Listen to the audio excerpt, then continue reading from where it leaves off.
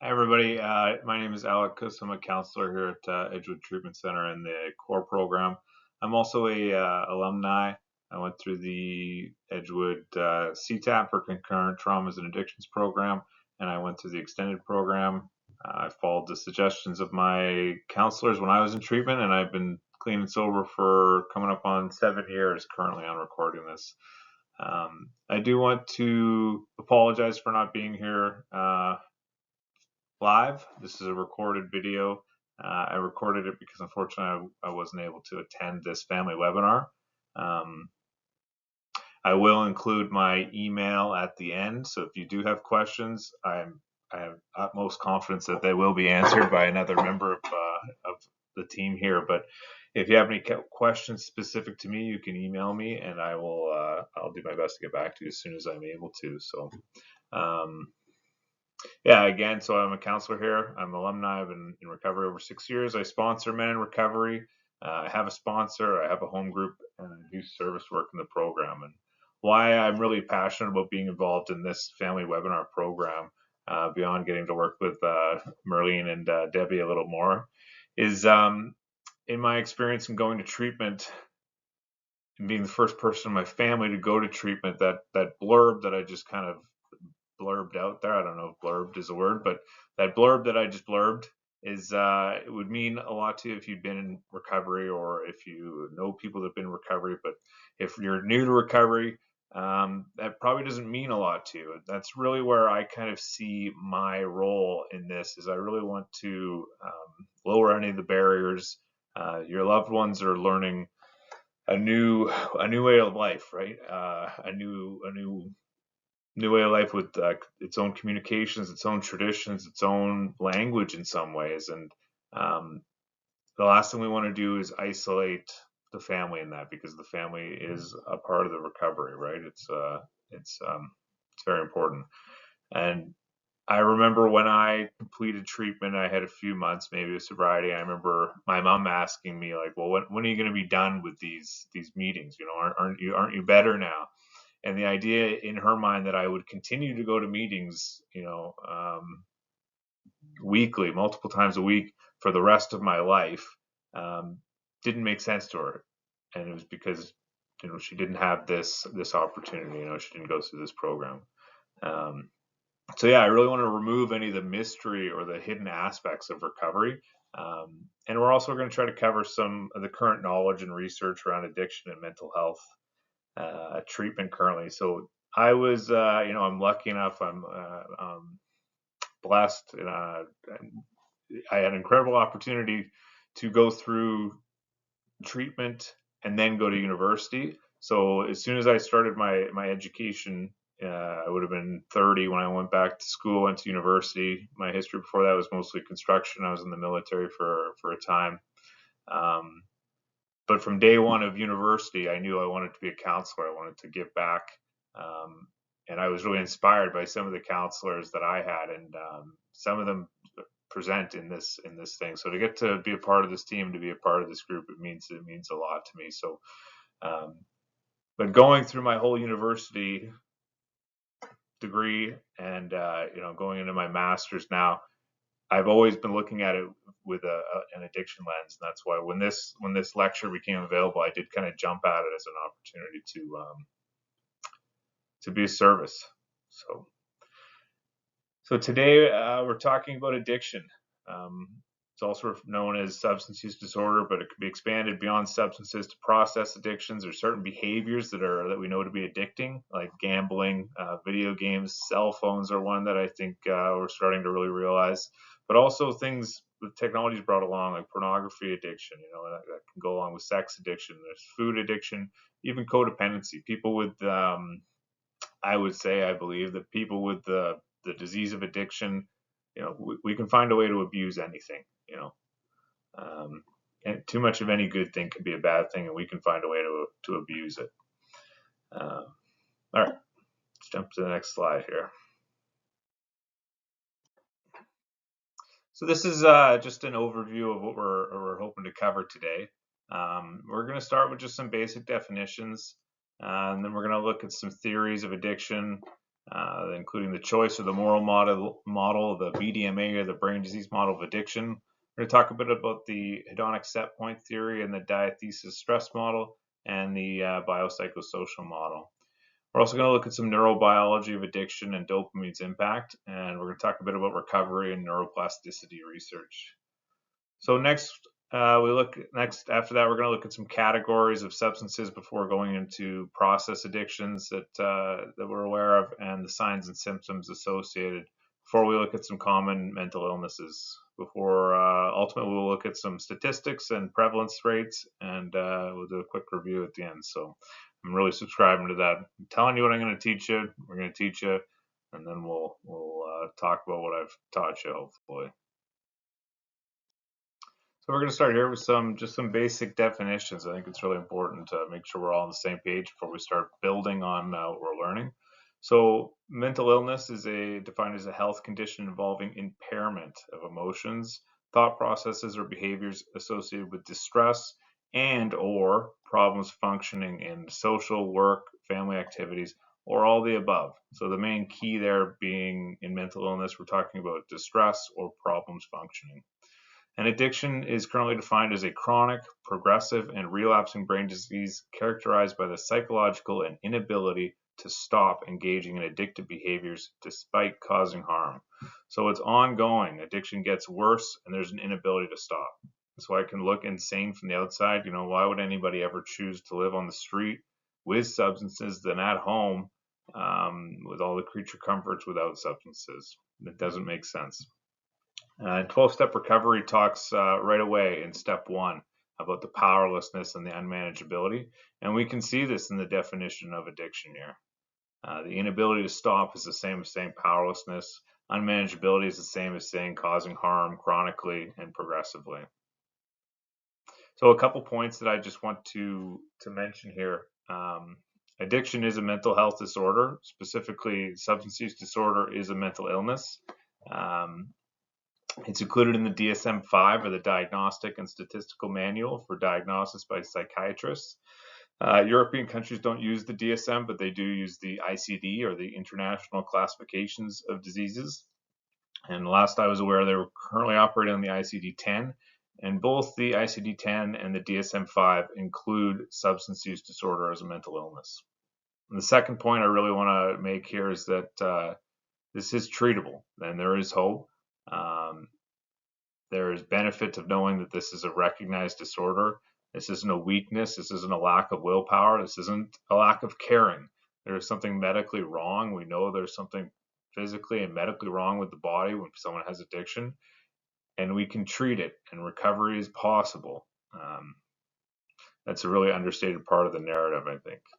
And third, something I was unaware of, and the greatest thing I ever stumbled blindly into, is that there is a massive infrastructure of help available and an entrenched path to follow, which personally, it's the best thing that I ever found. It's why some addicts or alcoholics can refer to themselves as being grateful addicts and alcoholics, and why we hear so often that, we hear a lot in treatment that, everybody would benefit from engaging in a program like this. I think of Edgewood. When I went through is, university for being happy is what I used to think about it as, but it's, it's university for mental health in a lot of ways, and changing the way we think, and changing the way we feel, and changing the way we act, and changing our lives. And then we start breaking,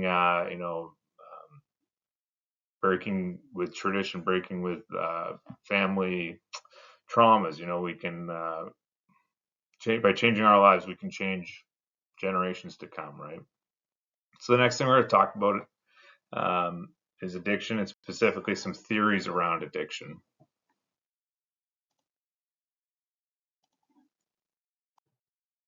So we're going to jump right in with some theories around addiction, right? I mentioned on the last slide that it can be confusing. So let's talk about what some of the understanding is currently around it. So as I mentioned, I was really lucky enough to get to go through school with an eye towards this the whole way through. And I remember in one of my first classes, psych, I don't know if it's not 101 anymore, but it was like psych 110 or something. It's one of the first psych classes I took. I asked, is addiction a disease? Because that's something I'd been taught in Edgewood. And I remember the professor's response, it confused me because she did say yes, it is a disease, but she didn't sound all that confident. And in my last semester in university, I was in a course called Theories of Addiction, and I wrote my final paper on that same topic. I poured over the research, I wrote this essay, and frustratingly enough, I came to the conclusion, that for me, I don't think it really matters. Ultimately, for me, what matters when it comes to addiction is, can we treat it? Can we prevent it? And that's why I work in treatment and not in research. But I do think it's important. Sorry, I think it's important to cover some of the historical and the current understandings around addiction. And it's important to understand how we got to where we are and some of the things that we used to operate under. And also that, like most medical things, we're not really at a definitive conclusion. There are still discussions, there are still alternative theories, but we're going to get into all that. So traditionally, addiction was viewed through the choice or the moral model, where substance abuse and behaviors are all behaviors. Substance use behaviors and all behaviors are a choice, right? We have a choice, and people are choosing to use. People are choosing to continue drinking. Individuals with an addiction can quit at any time. They're choosing not to, and that a strong enough threat or consequence should get the addicted individual to quit. Those of us with loved ones that are in active addiction, we know that shame and consequences don't work in stopping addiction. If consequences, if shame, if fights and disappointments and heartache, if they helped, none of us would be here. So, in my mind, the choice and the moral argument, not good. So it was a good thing we moved on from that one.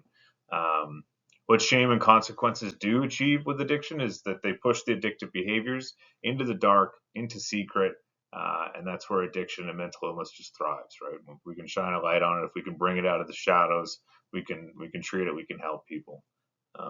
There's a quote that I like from 12-step program. I think it's AA, but it's just saying, it's our secrets that keep us sick. And this is partly why we find ourselves in an overdose crisis. People are using alone, they're using in secret, and that's where they're dying, right? So even though medically, governmentally, not a word, but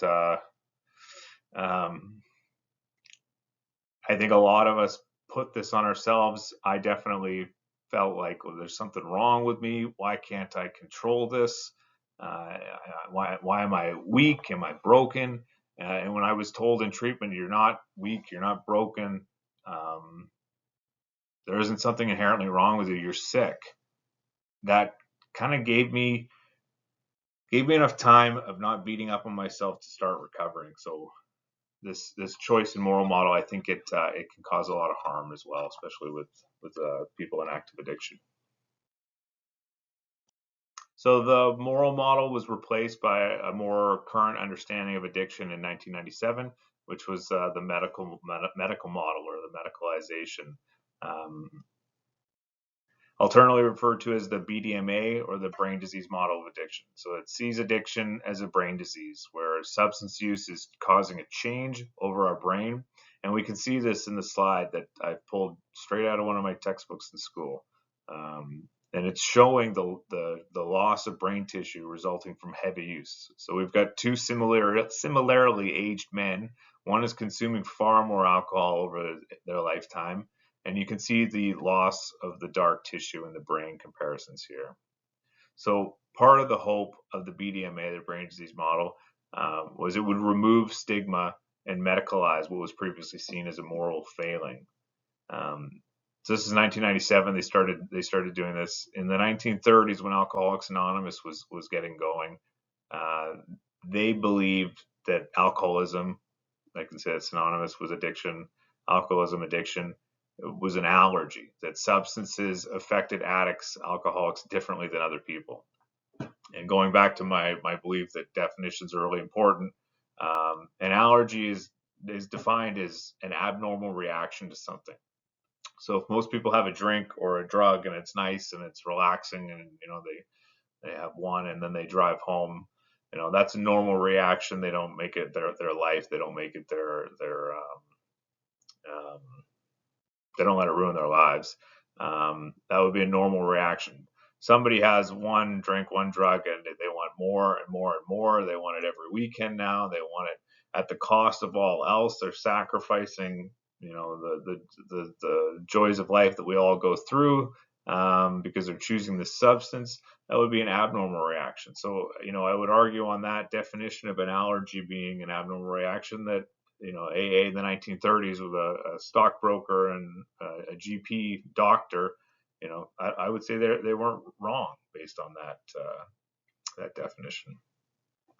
We know now that addiction physically changes the brain. Obviously, they didn't know that back in the 1930s, and we can see that in this slide, and that's why we believe it's a brain disease. So support for the brain disease model of addiction was primarily built on animal testings and neuroimaging of people with addictions, which you can see on the slide, as well as genetic research.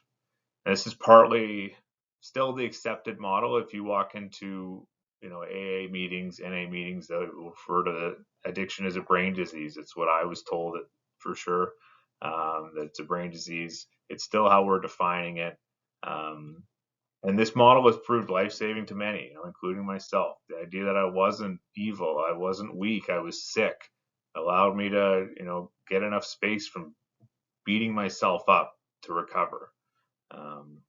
So a lot of 12-step groups are still crediting and following the tenets of the brain disease model of addiction. So it's worth looking at more in depthly than the choice or the moral model. So very briefly, we're going to cover the brain disease model of addiction. And this isn't a definitive, there are other models that had less of an impact that I'm not going to include, but you can definitely do some more research as well if you're curious. So the brain is an organ. It's made up of the forebrain, the midbrain, and the hindbrain. The forebrain is responsible for our thought, judgment, rational choice. The midbrain, it doesn't think or make choices or understand consequences. It's handling the next 10, 15 seconds. It's eat, defend, survive, it's reproduce. And the hindbrain, that's just your body's automatic functions. It's heart rate, it's blood pressure, it's sleep. I like to think the forebrain, that's what makes me a human. The midbrain is what makes me an animal, and the hindbrain is what makes me alive. So in addiction, our drug or our substance or our process or our behavior that we become addicted to, it becomes to equal survival for us. In the non-addict and people that don't suffer from addiction, the frontal or the forebrain is keeping the midbrain in check, the control. It's that don't eat the third donut. It's going to make you feel sick. Whereas the animal is going, yeah, eat. There's food, eat. There's sugar, it's good, eat. So in addiction, we're seeing that the midbrain is becoming more powerful than the forebrain, and that's why we're losing control. The animal is running the human. So how does that happen? How does the addicted brain function? Well, we have a baseline level of happiness or euphoria, and we can see this in the bottom image here. I'm not sure if I can use my laser pointer feature when I'm doing a recording. I don't think I can, but I'll do my best to kind of keep you looking in the right places. So in the bottom image, we can see this, right? This pleasure threshold, this baseline. Sorry, I've got my two monitors here, and one's a bit in the way. And that's that green horizontal line there, the pleasure threshold or the set point, right? And you can see how the things that the normal joys of life, Disneyland, a job promotion, your kid doing well in school, you surpass that. You're hitting euphoria. It feels great, healthy. So with our addiction and our substance use, it's insidiously going to push that line up there, that green horizontal pleasure threshold. It's going to push it up, and we see that in the top image. It's pushing it up from where it would be to make it harder to achieve, right? And as our tolerance increases, we're going to need more substances to achieve that new set point, right? And in nature, all creatures are constantly moving away from discomfort and towards comfort. It's natural, it's normal, it's probably part of the reason we're all still here. Um, and our use of substances is becoming the only way that we can achieve a level of comfort or happiness or euphoria. And eventually, even that is getting less and less consistent and harder to achieve. But it's closer than anything else. Once we've pushed that pleasure threshold so high that Disneyland and job promotions aren't getting anywhere near it, and our drug or behavior of choice is the only thing that was getting us there, and now it's not getting us there. It sounds like hell, and you'll hear that from people in active addiction or early recovery, and I hear that. That's part of why I could tell my mom I'm still going to meetings. I'm going to go to meetings for the rest of my life because I forget how bad it was. And then I have somebody, come back into a meeting and describe what it was like going back out. And it's horrific. That pleasure threshold, it doesn't take time to get pushed back up there. The brain remembers, it goes right back up to where it was. And it's pretty insidious and pretty horrific. But why would anybody do that to themselves, right? So here we have the diathesis stress model. It's one I'm a big fan of. It's another one I've borrowed straight out of my textbook. Hopefully, there's nobody ever comes after me for copyright, but I believe that I'm using it for good, and that they wouldn't have a problem with it. So I'm briefly just going to explain the slide, and then I'm going to explain more about the model itself. So in the upper left-hand corner, we got a great big red arrow with disorder above it, and it's showing a red line across the glass. Below that, we've got a lighter brown color. It's labeled life events or stressors. And in the bottom of the glass, we have a darker brown color. It's labeled genetic vulnerabilities or a diathesis. Vulnerabilities, diathesis, same thing. And then on the right, we've got two glasses. Notice the line here, the big red line is alcoholism. It can be alcoholism, it can be a mental health disorder, it can be an addictive behavior. They're all one and the same in this example. So we see this person on the left, person one becomes alcoholic, person two doesn't become alcoholic, and you can see that they've basically crossed this line. And the reason they've crossed this line is that person one has significantly more vulnerabilities. Diathesis, they have significantly more genetic tendency to become an alcoholic. Person one likely doesn't know that they have an increased vulnerability of struggling with addiction, just like person two doesn't know that they've got a lot less vulnerabilities. The stressors that they're going through isn't bad stress. It's long bouts of drinking in college. So they both go to college, they're both drinking a lot, they both drink the exact same. Person one becomes an alcoholic, person two doesn't. That's one thing I really like about this model, is that we're not blaming person one. Person one and two did the exact same things, and one becomes an addict or an alcoholic, the other doesn't. So this model, it's positing that disorders and compulsive behaviors and addictions, they develop and persist as a result of stressors operating on a person's diathesis or vulnerabilities. This model can be applied to mental health disorders, substance use disorders. It was originally designed by a guy named Paul Meehl in the 1960s to explain schizophrenia. So this explains schizophrenia. It also explains alcoholism. It also explains drug addiction. It also explains process addictions. And the diathesis in here it's our predisposition and just our vulnerabilities to addiction. And it includes things like biological factors, social factors, psychological factors. We're going to cover those quite a bit more when we talk about the biopsychosocial model. But for now, yeah, those are a part of our vulnerabilities. And then stresses are environmental stressors. And it can include things that come to mind when you think stress, like childhood abuse and ACEs or adverse childhood experiences, loss of a loved one, inability to have our basic needs met, or neglect, losing a job. The stress can also be, the quote unquote good things, getting married, buying a house, attending university. I like that in this, the stress isn't necessarily bad. It's just big, the big life events. Another thing I like about this example is that, person one and person two, they go through the same thing. They're both drinking the same amount, and one becomes an addict and the other doesn't. And it's not person one's fault. They're not weak. They're not broken. They're not worse than person two. They didn't know where their red line was. Neither of them knew where it was. None of us know where it is until we realize we've crossed it. So the diathesis stress model goes by another name. It's the vulnerability stress model, and it led directly to our next model. It's something I really struggled with. I'm not sure if it comes up again later in this lecture, but I had a question a lot in treatment, like, well, I've crossed that line. Okay, I get that. Why can't I come back? Why can't I come back to the other side of it? Why can't I go back from being person one to person two? And I've had it explained to me a ton of ways, and I can explain it a ton of ways, but a good friend of mine put it to me in a way that always stuck with me. And he just said, "You're a pickle. You can't go back to being a cucumber."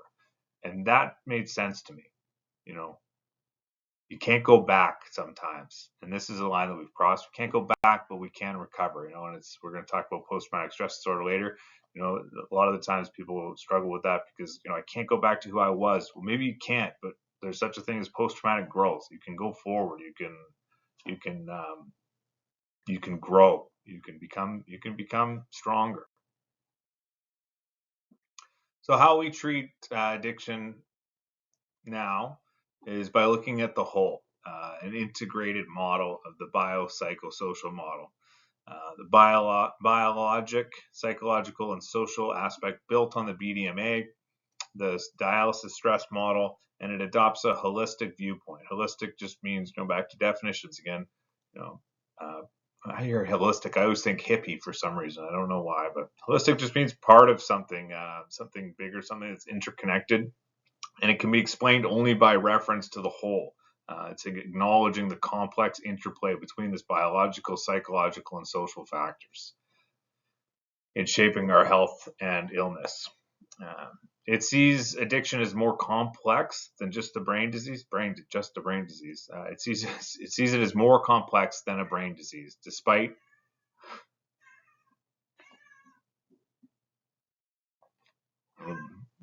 he's been fed. He has nothing to complain about.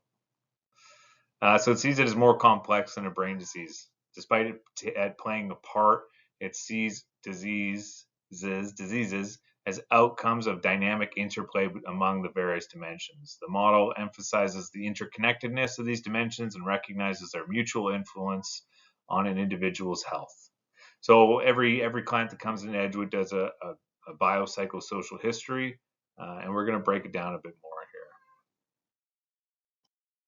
So the biological, we're talking about genetics. We're talking about a family history of mental health and or addictions.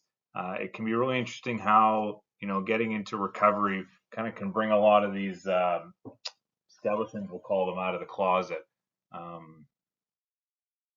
My grandfather, my paternal grandfather, I knew that he died in a car accident when my dad was quite young.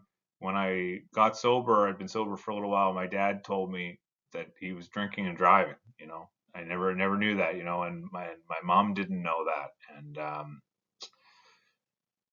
there's more families I find don't talk about these things because of the moral model. It's something to be ashamed of. We need to protect the kids from this. Don't tell them about their genetic disposition, their diathesis, their vulnerability.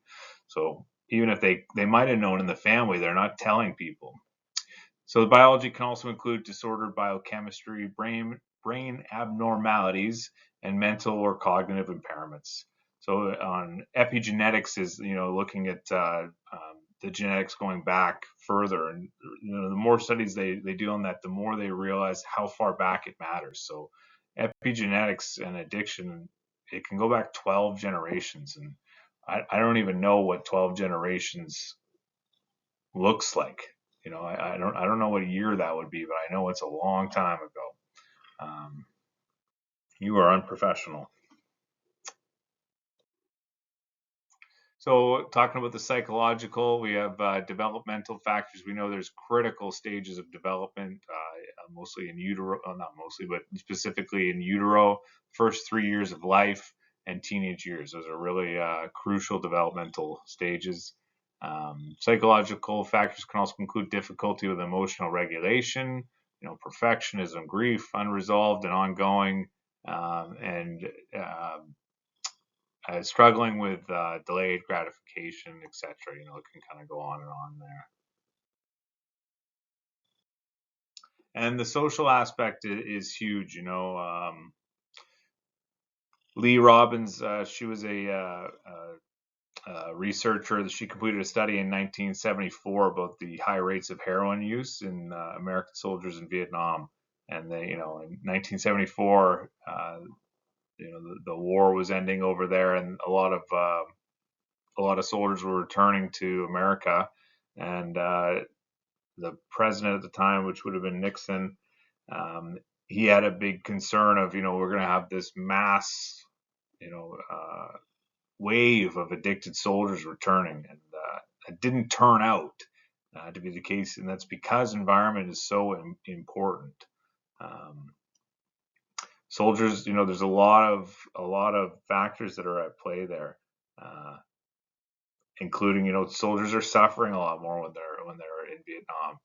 They're scared. They're away from their families. They're also very young, and there's a very pure product that is easily and readily available. So guys are coming home, it's not as available. They're a little bit older.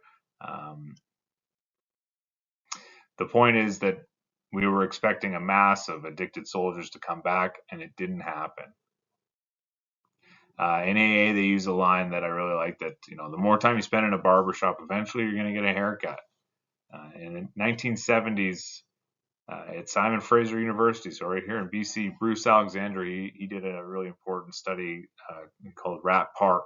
And as I mentioned when we were talking about the brain disease model of addiction, and they were pointing out that I was pointing out that most of that study is done on animal studies. Those animals are, and I apologize for having to explain this to you, but these are rats with electrodes put into their brains, and they're in a bare wire cage, and they have a choice between food and water and heroin. Well, if I had something in my brain, and I have no stimulus, no anything, drugs are going to look pretty good. So Bruce Alexander, he built this rat park, and it was basically a rat utopia. He made the rats had everything that they could ever want. They had other rats. They had nesting. They had food, and they had access to drugs. And when they had that choice, they chose not to use drugs. So that's another example of how important environment is. There's a reason I didn't return to working construction. There's a reason I went to the extended program when it was offered to me. There's a reason I lived in sober living houses for a year after completing treatment. And then I lived in recovery with a few friends I'd met in sober houses for a year, or for years actually, after we left the sober houses. I surrounded myself with recovery, and I still do. My wife's in recovery. My friends are mostly in recovery.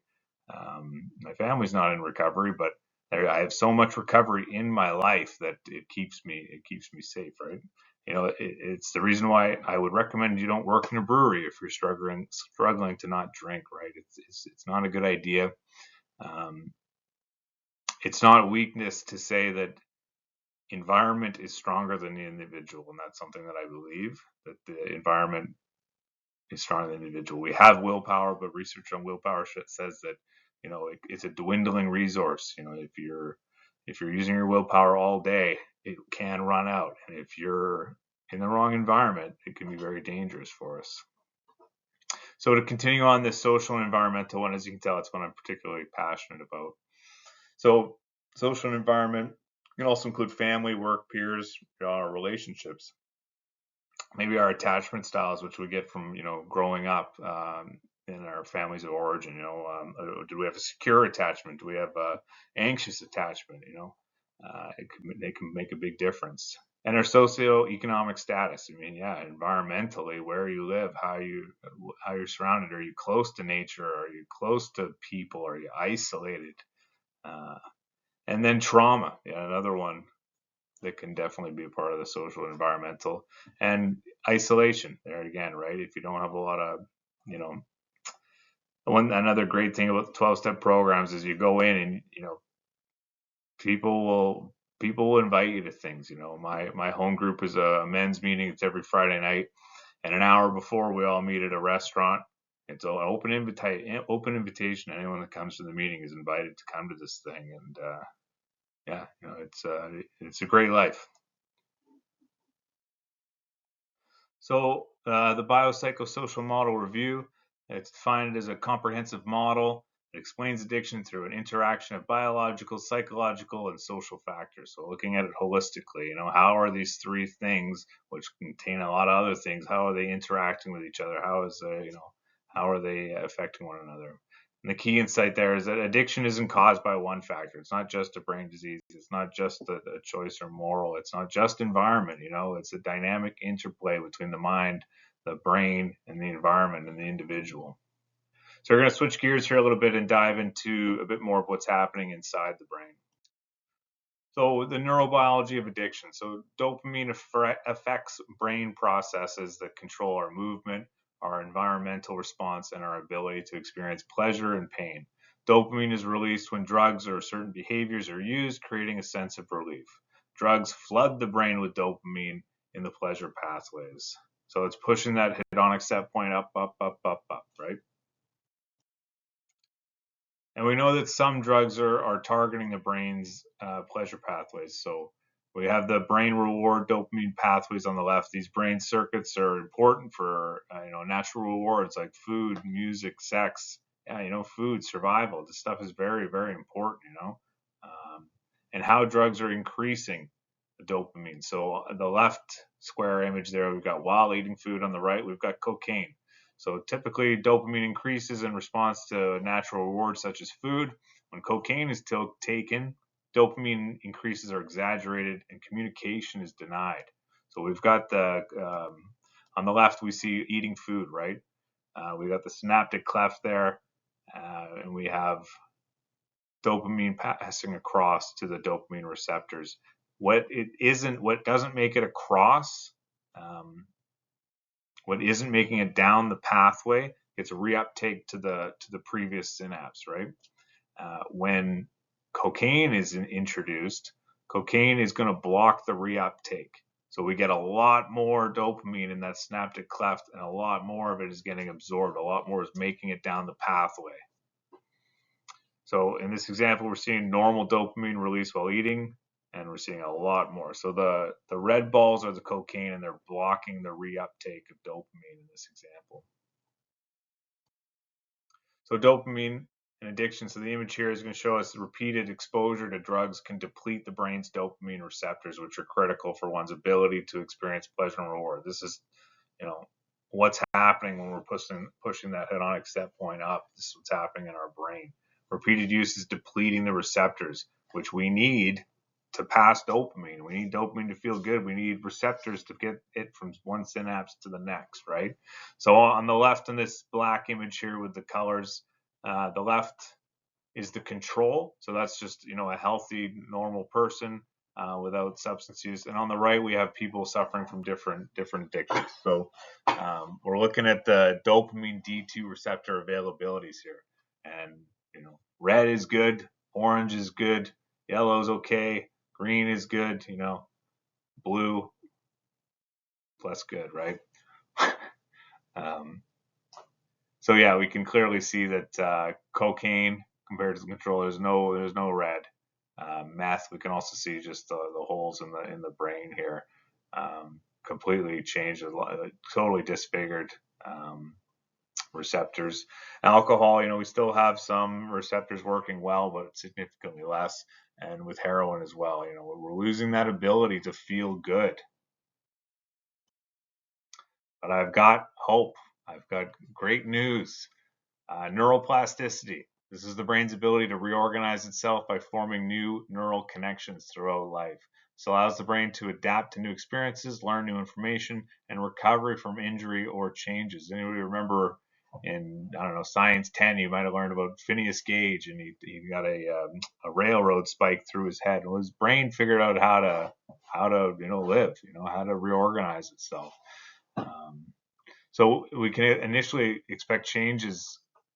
As somebody that comes into treatment, their brain is rewiring itself. Their brain is fixing itself.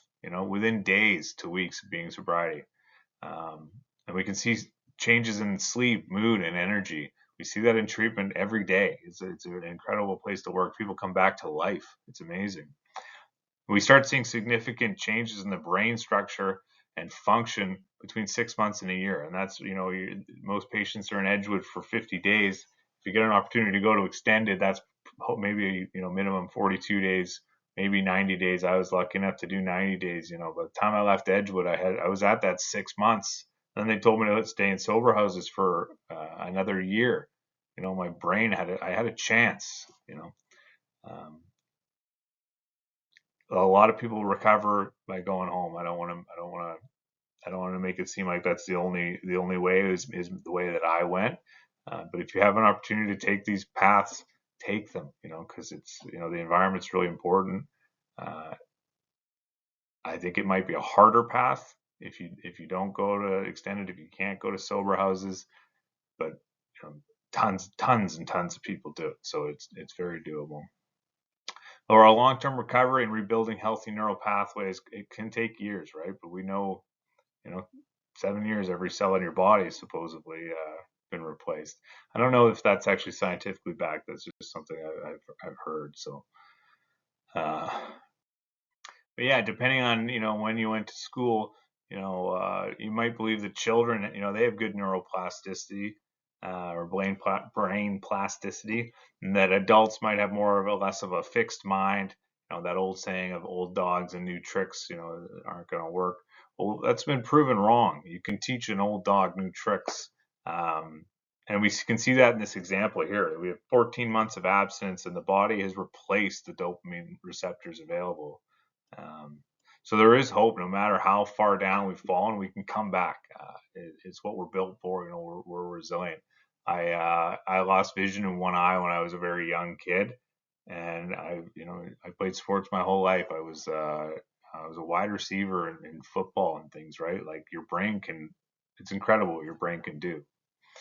So on the left here again, we have a healthy control. Look at that. Look at those dopamine receptors, right? Beautiful, beautiful.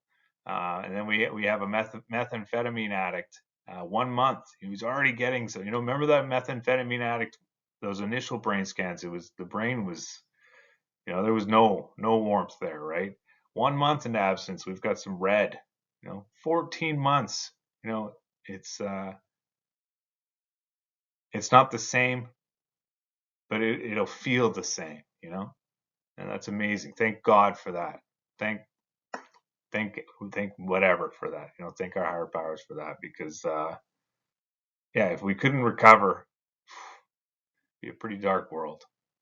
But we do recover. After a month, your loved ones are in treatment for a little less. They're in treatment for 7 weeks.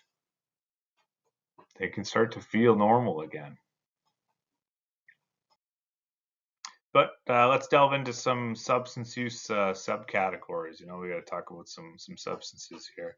So we've got stimulants. These cause sedation, or stimulants don't cause sedation. We have depression, depressants. We're going to start with depressants. So depressants, they cause a sedation and a relaxation feeling.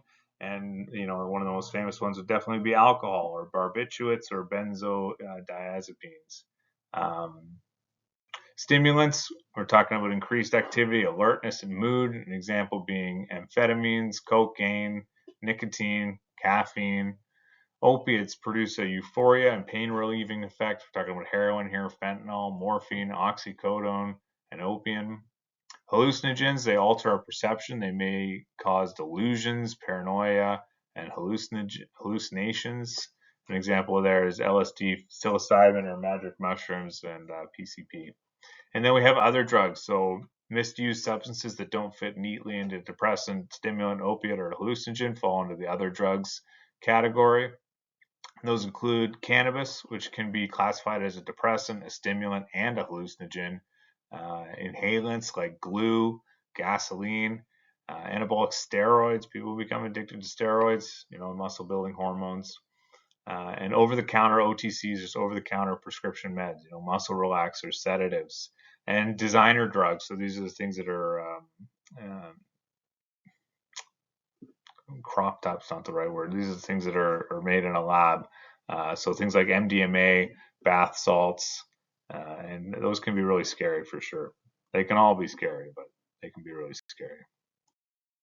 And on that previous slide, the DSM would also categorize all those substances that can fall under substance use disorder as mild, moderate, and severe. But moving into behavior addictions, process addictions, the same thing. It's an interesting slide. Most of these have 12-step alternatives. You can find they're not as popular as Alcoholics Anonymous or Narcotics Anonymous. Be harder to find in-person meetings outside of a major city, but these things have tons of meetings online and through chat apps and things like that. So we got codependency, food and eating, gambling, sex, love. I'm going to throw pornography in there, work, shopping, debt, internet and games. So in psychology, codependency is the theory that attempts to explain imbalanced relationships where one person enables another person's self-destructive behaviors, such as their addiction or their poor mental health, immaturity, irresponsibility, or underachievement. One person is enabling another person's self-destructive behavior. So Codependence Anonymous, CODA, is a 12-step program for people who share a common desire to develop functional and healthy relationships. And here we have the signs and symptoms of behavioral addiction. So we have, preoccupation, or you're obsessing on it. Increased frequency, you're using it more and more. 3, obsession. I think it's a little devil on the shoulder. You're obsessing about it. 4, psychological problems. So you're starting to have some of that distress, some of that impairment, and persistence to continue. So yeah, I'm going to keep using despite consequences and the chaotic lifestyle. So I'm having a hard time juggling. I think this is a woman juggling a house, money. I'm going to say a husband and a child. The child almost looks like a spider, but I'm pretty sure it's a child. Let's look at some of the mental illnesses that we often see in treatment and treat here in Edgewood. So talking about common mental illnesses here, we have depression, persistent sadness, pessimism, focus on past failures, loss of pleasure. I think that's called anhedonia, is the inability to experience pleasure. Guilt, self-dislike, decreased energy, concentration, difficulties, changes in sleep, fatigue, loss of interest in activities. And then we have anxiety, an inability to relax, fear of the worst happening, dizzy or lightheaded, hands trembling, indigestion, difficulty breathing, hot and cold sweats, all symptoms of anxiety. Now we've got ADHD, or attention deficit hyperactivity disorder. So this is a neurodevelopmental disorder that affects children and adults. It's a persistent pattern of inattention and inability to focus and or hyperactivity, impulsivity, extreme distractibility, hyperfocus, and time management challenges. One I often notice with this is somebody will start a conversation with me and I can tell they've been in this conversation for a little while and I'm being brought in kind of in the middle of the story. That usually says to me there's some ADHD maybe going on. And obsessive compulsive disorders, OCD, this is a mental illness that causes repeated unwanted thoughts or urges, obsessions. It can cause you to do certain actions over and over again, compulsions, and you may have both obsessions and compulsions. So the obsession is the unwanted thoughts or urges, and the compulsions are the actions that you're taking. And it takes a pattern of the obsessive thought followed by an anxiety. You act out in that compulsive behavior, you get temporary thought or temporary relief, and you're back to the obsessive thought. So it is really going around and around. A lot of these things that I really want to shine a light on is the difference between what Hollywood kind of tells us and what it really can look like. So OCD in the media, yeah, it's the OCD is somebody washing their hands, right? Or cleaning, germaphobe, neat freak. In reality, OCD is intrusive thoughts, it's obsessions and compulsions, it's fear and anxiety, it's contamination fears, it's symmetry and arranging, it's doubt and harm, it's disturbing and taboo thoughts, it's guilt, it's mental rituals. Um, yeah, like obsessing on thoughts alone can be obsessive compulsive. And then bipolar disorder. So bipolar disorder, it's a medical condition that causes a person to cycle through periods of depression and an elevated mood. It's up one and then the other, bipolar, low mood, high mood. Um, so bipolar disorder, it consists of three states. There's a high state or a mania, and there's a low state, depression, and there's a well state where many people feel normal and function well. All people obviously experience ups and downs, but the mood swings for people with bipolar are extreme.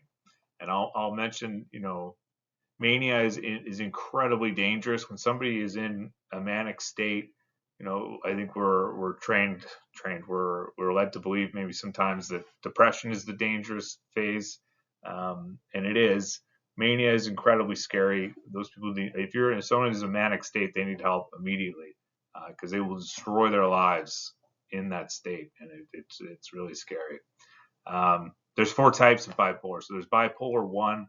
Person with bipolar 1 will experience full manic episodes and often experience major depressive episodes.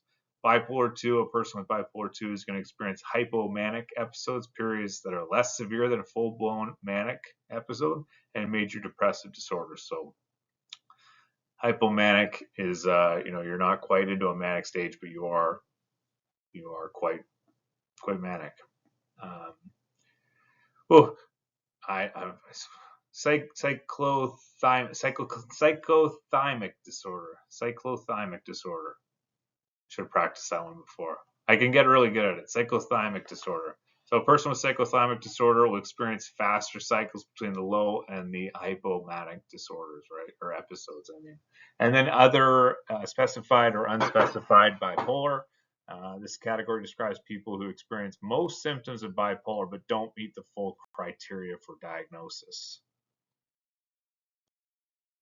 So borderline personality disorder, or BPD, this is an intense fluctuating interpersonal relationships. It's the main characteristic of it. Self-destructive and impulsive behaviors, i.e. Substance misuse, overspending, promiscuity, and that sounds a bit like manic. An intense anger or rage, self-harm, cutting. Self-harm is incredibly common with BPD. Cutting with suicidal intent and without, incredibly sad. So one of the main things we teach here at Edgewood is DBT, or dialectical behavioral therapy.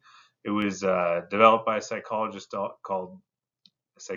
named Dr. Marsha Linehan, and she developed DBT specifically to treat individuals with BPD. I'm getting lost in the acronyms here, but she developed dialectical behavioral therapy to treat borderline personality disorder. And it was after that we realized, you can use this to treat a lot of mental health disorders, and it's very effective. And it offers a structured way to manage the intense emotions and the self-destructive behaviors that often come with the disorder. And it requires a ton of help.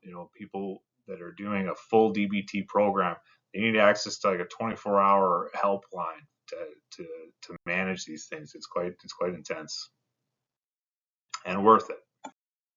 So here we have post-traumatic stress disorder, another one that I think Hollywood has done a great disservice to by showing us what it should look like, when it can look like a lot of different things. So this is triggered by experiencing or witnessing a terrifying event, and it's characterized by repeated disturbing memories, thoughts, or images, nightmares, hypervigilance, feeling on alert, super alert all the time, feeling emotionally numb, having physical reactions, heart pounding when reminded of a stressful experience from the past.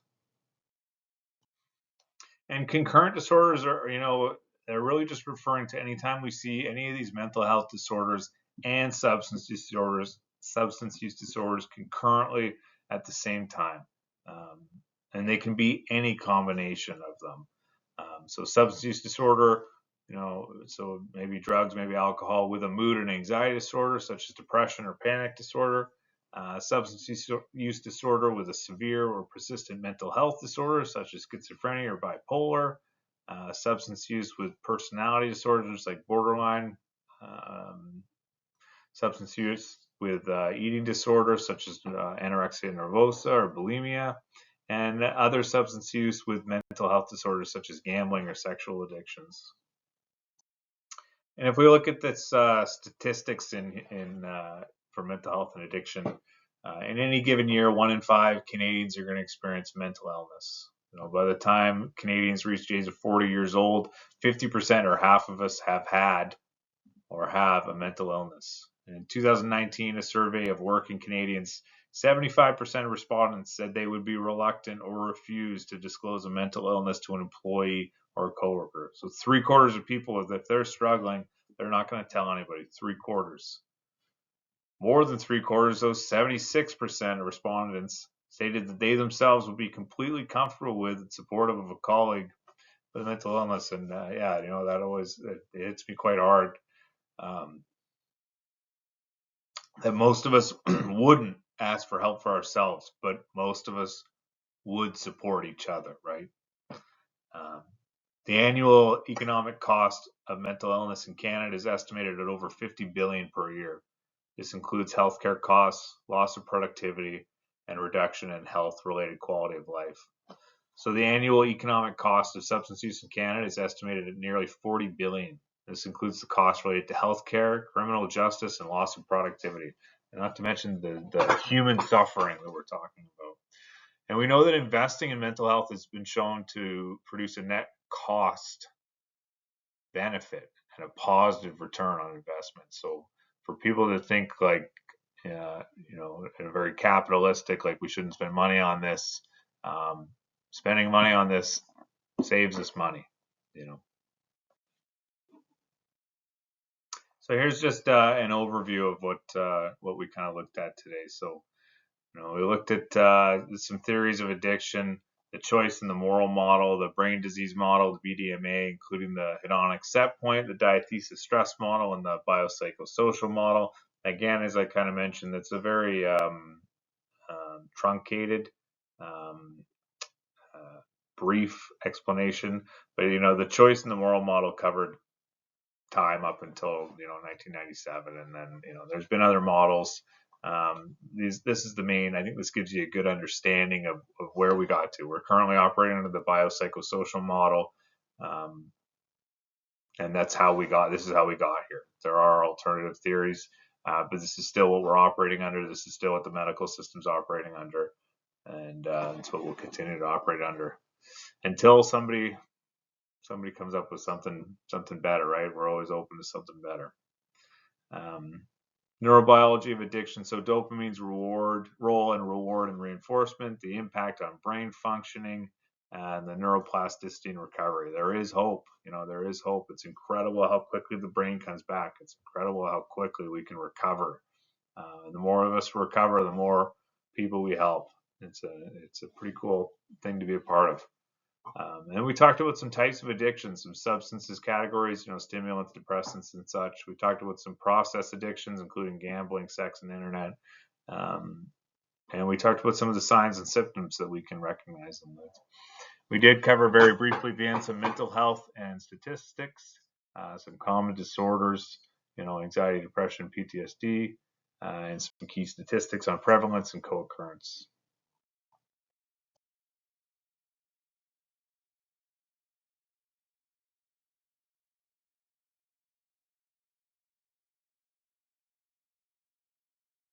And again, thank you for taking the time to be a part of this. Thank you for listening, but also, thank you for your family members that are in treatment and that you're supporting. It means the world, and it can really make a huge difference. So. I apologize again. I'm not here live to be able to answer questions. I have included my email here. It's just my first and last name with a dot in the middle. Alec, ALEC, period, KUSS, at edgewood.ca. If you have any questions that Merlene and Debbie can't answer, I would be shocked. But if you can't, I guarantee you some of the next panelists will be able to. So thank you again very much for the time. It's an honor to be a part of this. And yeah, thanks a lot, Debbie and Merlene. Best of luck for the rest of the day.